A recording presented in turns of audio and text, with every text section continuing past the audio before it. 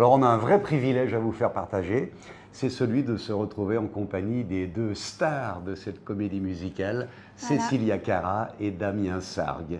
Merci d'être avec nous. Ça fait un grand plaisir de vous voir ici. Merci beaucoup, merci. Je crois que tu les connais déjà d'ailleurs, puisque la dernière fois qu'ils étaient en tournée, tu les avais Oui, interviewés. je vous ai rencontré en 2019, à Pékin aussi pour notre interview. Vous étiez dans une salle de maquillage. Oui, c'est ça. Vous m'avez dit que le public chinois était très enthousiaste, très chaleureux. Alors vous ressentez des changements auprès du public ou pas? Alors le changement va être qu'ils sont encore plus enthousiastes et encore plus chaleureux. Mais c'est vrai, hein. On a cette chance-là d'être le premier spectacle français à revenir ici en Chine. C'est une vraie chance. Et donc on le voit parce que là, on joue à guichet fermé, comme on dit. C'est un grand, grand plaisir. Et au niveau de l'âge des spectateurs, vous avez senti une différence? Le public est peut-être plus large dans cette tranche? Moi, je peux juste comparer avec les années 2000, parce que je reviens Bah oui, depuis... bien sûr. ça fait 20 ans que je n'ai pas joué le spectacle, moi. Donc, la dernière fois, c'était en 2003. Donc là, j'ai remis mon costume de Juliette. 20 ans après, j'ai retrouvé mon Roméo. Et je suis super ravie. Et en fait, pour moi, en tout cas, entre le public en France à cette époque-là et ici, le public est très familial. Vraiment, il y a tous les âges, des enfants jusqu'aux parents, grands-parents. En tout cas, je trouve ça très familial comme public. Toujours. Et je le trouve peut-être avec une tendance un peu plus jeune cette Là, année. Ouais. Alors, puisqu'on parle d'âge, moi je pense qu'il y a une question centrale que tout le monde se pose quand on n'a pas vu la comédie musicale. Le personnage de Roméo est censé avoir 19 ans, le personnage de Juliette est censé avoir environ 14 ans. Ça collait complètement à l'époque, en 2003. Maintenant, vous avez pris un petit peu d'âge, mais ça ne se voit absolument pas. Donc, il y a plusieurs choses d'abord. D'abord, quel est votre secret de jouvence? Parce qu'il y a un truc, vous prenez quoi pour avoir ce teint toujours aussi frais?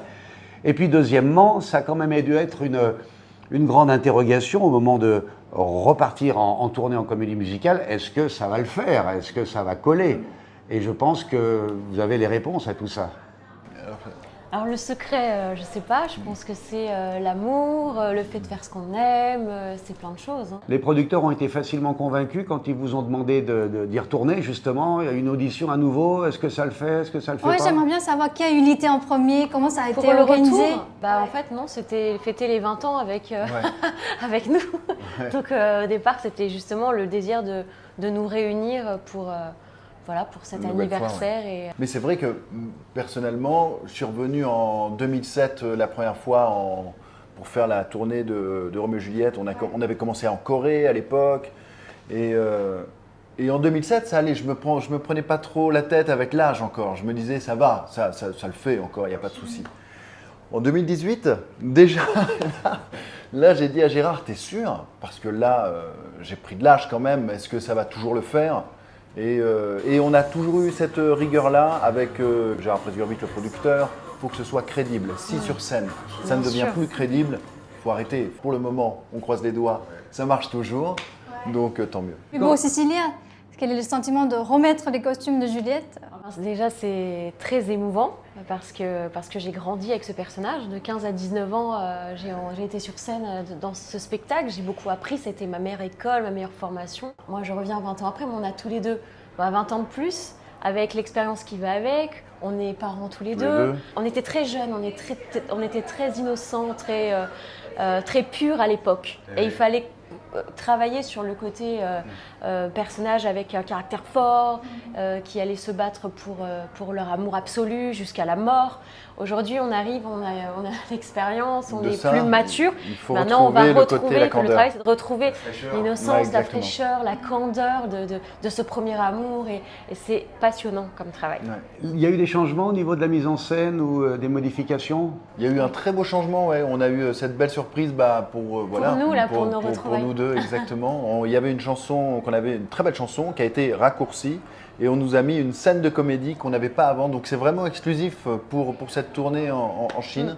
La scène du balcon, elle est un peu plus, Elle est un peu plus développée longue, un peu plus aussi. développée, exactement. Et je sais qu'ils sont dans cet état d'esprit, dans l'équipe artistique, de développer le spectacle dans cette direction-là, voilà, de creuser plus les personnages, toujours dans l'adaptation, toujours dans l'évolution, toujours pour aller plus loin, pour développer, donc c'est ça qui est intéressant pour nous. J'ai hâte de voir ça ce soir. Ouais, ça doit vous faire plaisir d'avoir justement introduit de la comédie, parce que vous êtes une championne d'abord toute catégorie de comédie musicale. J'ai noté Roméo et Juliette, Grease, Bonnie and Clyde, Il était une fois Joe Dassin, Voca People, Jules Verne, le grand show des comédies musicales. Donc vous êtes la championne toute catégorie des comédies musicales. Mais en plus de ça, vous êtes comédienne, vous avez joué dans des téléfilms, au cinéma, au théâtre. Vous doublez également des voix des personnages. J'ai lu que vous aviez des rapports particuliers avec la Colombie, il y a une préparation d'albums, il y a des choses comme ça. Pourquoi la Colombie, on peut savoir? Avec plaisir. Non, en fait, j'adore la musique latine depuis que je suis toute petite. Voilà, c'est une musique qui me parle. Alors, je ne sais pas d'où ça vient, peut-être de mes origines espagnoles, du côté de ma grand-mère maternelle. Et la vie a fait que j'ai fait des rencontres, les bonnes rencontres qui m'ont permis de partir en Amérique latine et en Colombie, qui est un des berceaux de la musique latine, de la salsa, de la cumbia. J'ai rencontré des personnes incroyables, des directeurs musicaux, artistiques incroyables avec lesquels j'ai travaillé et avec qui j'ai écrit cet album qui s'appelle Paris-Bogota et qui est un album franco-espagnol qui mélange des styles, le style latin. Il est sorti? Il est sorti il y a quelques mois. Merci, c'est vrai, j'ai un très beau visuel. Et vous, Damien, côté carrière personnelle? Toujours ensemble sur Comédie Musicale, Oui. le grand show à Paris et dans toute la France Dès qu'on en tournée. rentre en France, on est sur cette repart tournée. Ouais. encore, ouais, tous les deux. Et non, mais j'avais sorti ici il y a quelques années, en 2007 ou 2008. Bon, j'ai fait un seul album éponyme qui s'appelle Damien Ça, qu'on peut retrouver encore sur Spotify. Damien, d'autres projets? D'autres projets, d'autres comédies musicales qui arrivent, effectivement. Ouais, d'autres comédies musicales qui arrivent, mais pour l'instant, je ne peux pas trop en parler. Mais oui, des beaux projets. Je suis très content. C'est une très belle année pour moi. Deux champions du monde, des rois du monde. Exactement. En tout cas, l'histoire continue sur Roméo et Juliette pour l'instant. Oui, Ah exactement. oui. Ouais. Là, on est là encore quelques mois.